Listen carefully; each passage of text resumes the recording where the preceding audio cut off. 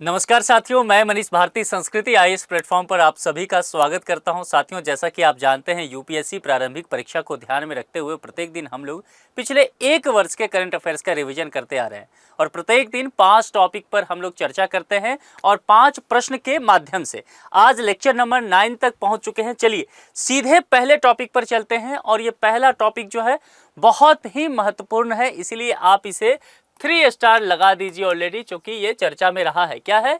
Smile कार्यक्रम के संदर्भ में निम्नलिखित कथनों पर विचार कीजिए।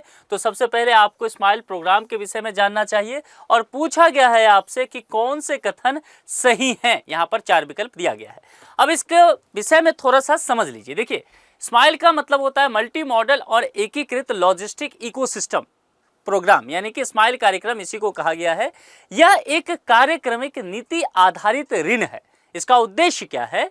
भारत के जो लॉजिस्टिक क्षेत्र हैं उसमें सुधार करना और सुधार करने में सरकार को सहयोग प्रदान करना है। भारत सरकार और एशियाई विकास बैंक ने इस कार्यक्रम के अंतर्गत $350 मिलियन के नीति निर्धारित ऋण पर हस्ताक्षर किए हैं। अब इस पर जरा आते हैं, देखते हैं कि क्या क्या सही है, क्या बातें कहा गया है। इसका उद्देश्य कहा गया है कि भारत के लॉजिस्टिक क्षेत्र में सुधार करने में सरकार को सहयोग प्रदान करना है। ये बात ठीक है, हमने चर्चा किया, तो पहला स्टेटमेंट जो है वह सही हो गया। दूसरा स्टेटमेंट क्या कहता है? हाल ही में भारत सरकार और एशियाई विकास बैंक ने इस कार्यक्रम के लिए $350 मिलियन नीति निर्धारित ऋण पर क्या किए हैं? हस्ताक्षर किए हैं। यानी कि हमने देखा कि यह कथन भी सही है, हमने चर्चा किया इस दोनों ही पॉइंट पे। तो ये दोनों ही स्टेटमेंट जो है सही हो जाएगा। कौन सा कथन सही पूछा गया है? दोनों है, तो 1 और 2 दोनों सी विकल्प के साथ आपको जाना होगा। चलिए अब दूसरे टॉपिक पर चलते हैं। हाल ही में चर्चित K9 व्रज टी निम्नलिखित में से क्या है? देखिए, ये टॉपिक चर्चा में रहा है। आपको डिफेंस से जो प्रश्न आते हैं ना, उसमें आपसे पूछा जा सकता है। इसको 3 स्टार, इसको भी लगा दीजिए। और K9 व्रज टी के विषय में सबसे पहले हम लोग समझ लेते हैं। देखिए, इसके विषय में समझने से पहले समझिए कि ये अत्याधुनिक तकनीक से लैस एक तोप होगा। तोप समझ रहे हैं ना? इसे उच्च सटीकता और मारक क्षमता के साथ तैयार किया गया है। ये तोपें जो हैं, जो कहा गया है इसमें कि 28 से 38 किलोमीटर तक मार कर सकता है। कितना? 28 से 38 किलोमीटर मारक क्षमता की बात की गई है, डिस्टेंस को लेकर के, है ना। इसमें अगर इसकी क्षमता की देखेंगे, इसमें दुश्मनों को दूर से ही निशाना बनाने की बात की गई है। और यह कहां पर तैनात किया जाने की बात किया गया है? तो चीन सीमा पर। ठीक है, चीन सीमा पर इसे तैनात की जा सकती है। जो कहा गया है, जो ऊंचाई वाला इलाका है ना, वहां भी ये प्रभावी रूप से काम करता है। इस लिहाज से इसे चीन सीमा की तरफ रखे जाने की बात कही गई है। तो कुल मिलाकर के आपसे पूछा गया था कि K9 व्रज टी निम्नलिखित में से क्या है? हमारे जवाब पहले में ही है तोप, तो आगे जाने की हमें जरूरत ही नहीं है। ठीक है, तो ए विकल्प के साथ आप जाएंगे। अब चलिए तीसरे प्रश्न पर आते हैं। एमएसपी को लेकर के, मिनिमम सपोर्ट प्राइस को लेकर के प्रश्न है। 5 स्टार लगा दीजिए। बहुत ज्यादा चर्चा में हमेशा ही रहा है।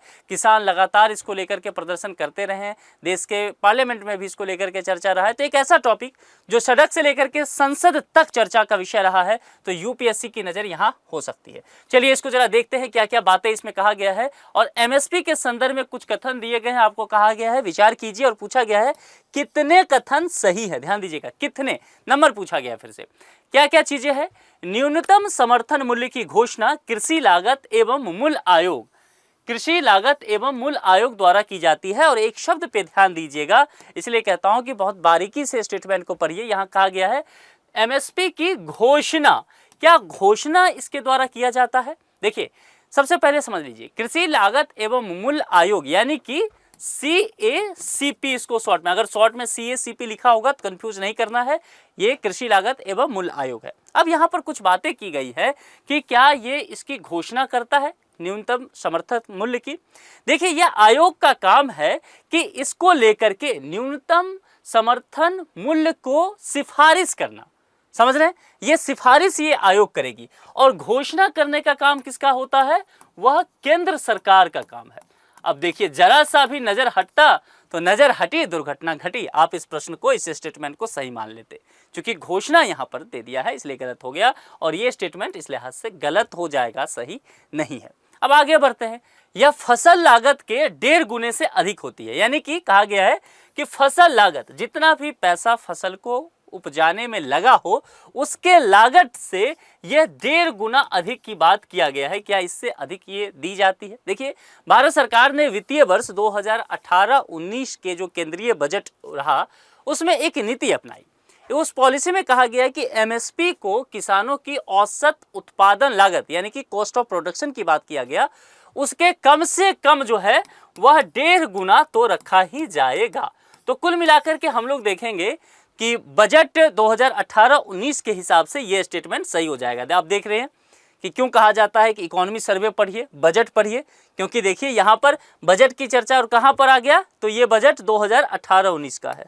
सोचिए, केंद्रीय बजट 2018-19 वहां से ये स्टेटमेंट है। देखिए, बजट से सीधे सीधे चीजें आया। इसकी घोषणा फसलों के कटाई के पश्चात की जाती है। तो ये स्टेटमेंट सही हो गया, तो समझ गए ना। और ये जो है गलत हो गया, ये भी आप समझ गए होंगे। यहां कहा गया इसकी घोषणा फसलों के कटाई के पश्चात की जाती है, कटाई के पश्चात, ये गलत है। ध्यान दीजिए, इसको अगर आप सही से देखेंगे तो ऐसे ही समझ जाएंगे। देखिए, एमएसपी है, एमएसपी सरकार घोषणा करेगी कि हम, अगर आप धान की खेती करते हैं, गेहूं की खेती करते हैं, मक्का की खेती करते हैं, तो कितना उस पर एमएसपी आपको मिलने वाला है। तो इससे किसान क्या होगा, अगर मान लीजिए जिस फसल को लेकर के ज्यादा पैसा देने की सरकार घोषणा करेगी, एमएसपी देने की घोषणा करेगी, फिर किसान क्या करेंगे, उसी तरह के फसल की उत्पादन करते हुए नजर आएंगे। तो जाहिर सी बात क्या हो गया कि ये जो घोषणा है ना, फसल कटाई के पश्चात नहीं बल्कि बुआई से पहले की जाएगी, ताकि किसान यह तय कर सके कि वह कौन सी फसल उगाएं कि उनका अधिक से अधिक लाभ हो। मामला समझ में आ गया? बिल्कुल कॉमन सेंस ये प्रश्न, यहाँ पर यह स्टेटमेंट था। ठीक है, तो केवल एक ही स्टेटमेंट सही हुआ। तो हम यहाँ पर आपसे पूछा गया था कितने कथन सही हैं, तो ध्यान देना है, ये 2 के साथ मत चले जाइएगा। पूछा गया कितने कथन, तो यहाँ पर होगा केवल 1। ठीक है, तो ये ए विकल्प सही हो गया। चौथे पर आते हैं, राष्ट्रीय क्वांटम मिशन के संदर्भ में निम्नलिखित कथनों पर विचार कीजिए। राष्ट्रीय क्वांटम मिशन जो है इंपॉर्टेंट है, इसको 4 स्टार लगाइए, ये चर्चा में रहा है। इसमें क्या क्या पूछा गया है कि राष्ट्रीय क्वांटम मिशन यानी कि एनक्यूएम विज्ञान एवं प्रौद्योगिकी विभाग का एक कार्यक्रम है। दूसरा कहता है इसका उद्देश्य अगली पीढ़ी के संचार और संवेदन प्रणालियों के विकास में क्वांटम भौतिकी के प्रयोग को बढ़ावा देना है, कि अधिक से अधिक इसको बढ़ावा दिया जा सके। और इसकी समय सीमा को लेकर के बातें की गई है कि यह समय सीमा निर्धारित की गई है। जरा इसके विषय में सबसे पहले समझ लेते हैं। देखिए, जब एनक्यूएम की बात करेंगे यानी कि राष्ट्रीय क्वांटम मिशन की बात करेंगे, तो यह विज्ञान एवं प्रौद्योगिकी विभाग का एक कार्यक्रम है, यानी कि यही स्टेटमेंट आपके सामने यहाँ पर दिया गया है। तो ये तो पूरी तरह से सही हो गया। अब इसका उद्देश्य क्या है? इसका उद्देश्य यह रखा गया है कि अगली पीढ़ी के जो संचार और संवेदन प्रणाली होंगे उसके विकास में किस तरह से क्वांटम भौतिकी के उपयोग को बढ़ावा दिया जा सकता है, यानी कि यह भी स्टेटमेंट सही हुआ। लेकिन आगे चलते हैं, इसकी समय सीमा को लेकर के कहा गया है वर्ष 2025 से 2031 तक निर्धारित की गई है।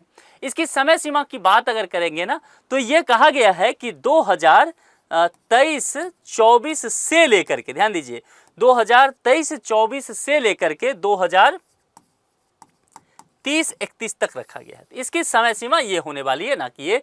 तो ये स्टेटमेंट गलत हो गया। अच्छा, एक चीज और पूछ सकता है आपको कि इससे के बजट से, अगर इसके बजट से आपसे पूछे तो ये तकरीबन जो है 6003.65 करोड़ है। ठीक है, ये स्टेटमेंट जरूर ध्यान रखिएगा। यहाँ पर इसके लेकर के कितना पैसा अलॉट किया गया है ये आपसे पूछा जा सकता है। अब चलिए, यहाँ पर आपसे पूछा गया था कितने कथन सही हैं। ठीक है, तो हमने देखा कि ऊपर के 2 स्टेटमेंट सही है और ये तीसरा वाला गलत हो गया, यानी कि 2 कथन इसमें सही है। तो 2 कथन के साथ हम बी विकल्प के साथ फिर जाते हुए हम लोग नजर आएंगे। तो चौथा हो गया। अब 5वें पर चलते हैं। बोर्डो-ई-बाम बिलमुख पक्षी अभ्यारण्य निम्नलिखित में से किस राज्य से संबंधित है? जब भी कोई अभ्यारण्य वगैरह आए ना, तो उस पर थोड़ा सा ज्यादा नजर डालिए और इसको तो 5 स्टार अलग से लगाइए। इन्वायरमेंट से ज्यादा प्रश्न पूछे जाते हैं, ठीक है, तो इसलिए थोड़ा सा आपको ज्यादा ध्यान देना होगा। और इसमें अगर देखेंगे, आपसे पूछा गया है किस राज्य से, तो यह असम राज्य में स्थित है। लेकिन इतना ही आपसे नहीं पूछा जाएगा, आपसे एक और चीज पूछा जाएगा कि यह जो असम राज्य में है, संभव है एक स्टेटमेंट रहे कि किस डिस्ट्रिक्ट में।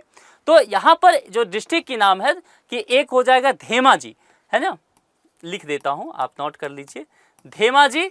और इसके साथ जो है, धेमाजी के साथ जो हो जाएगा वह लखीमपुर। ठीक है, तो ये जो है आपको इस डिस्ट्रिक्ट को भी ध्यान रखना है, चूंकि यहाँ से एक प्रसिद्ध पक्षी अभ्यारण्य है। ठीक है, तो यहाँ आपको डी विकल्प के साथ असम के साथ जाना है। अब आज का एक प्रश्न जो आपके लिए दे रहा हूं पॉलिटी से है। देखिए, भारत के प्रधानमंत्री के संदर्भ में निम्नलिखित कथनों में से कौन सा कथन सही नहीं है? ध्यान देना है, पूछले शब्द पर कथन सही नहीं है। संघ की कार्यपालिका शक्ति प्रधानमंत्री में निहित है, यह देखना है। इसकी नियुक्ति राष्ट्रपति द्वारा की जाती है, यानी कि कार्यपालिका शक्ति को लेकर के बात किया गया है, नियुक्ति राष्ट्रपति द्वारा की जाती है। मंत्री परिषद की जो बैठक है उसकी अध्यक्षता को लेकर के बात किया गया है, और सभा पटल पर जो सरकार की नीतियां हैं क्या उसकी घोषणा प्रधानमंत्री के द्वारा किया जाता है। ये 4 स्टेटमेंट यहां दिख रहा है, 4 में से कोई एक जो है वह सही होगा। सही इसके हिसाब से कि मतलब जो स्टेटमेंट गलत होगा वही इस प्रश्न का सही जवाब है ना, क्योंकि यहां पूछा ही गया है, सही नहीं है, तो गलत ही स्टेटमेंट जवाब होगा। ठीक है, तो जो भी आपको लगता है जवाब वो आप कमेंट बॉक्स में लिख करके हमें जरूर बताइए। आप में से अधिकांश तो लोग इसका जवाब देते हैं, तो ये अच्छी बात है, और लोग भी ट्राई कीजिए। इससे क्या होगा कि कुछ टॉपिक आपको अच्छे से तैयार हो जाएगा। ये लेक्चर आपको कैसा लगता है कमेंट करके जरूर बताएं। इसमें आपके लिए और क्या किया जा सकता है ये भी आप कमेंट करके जरूर बताएं। बाकी दोस्तों के साथ इसे शेयर करें ताकि उनका भी लाभ हो सके। आज के इस लेक्चर में इतना ही। अपना बेहद ख्याल रखिए। बहुत बहुत शुक्रिया। Thank you so much.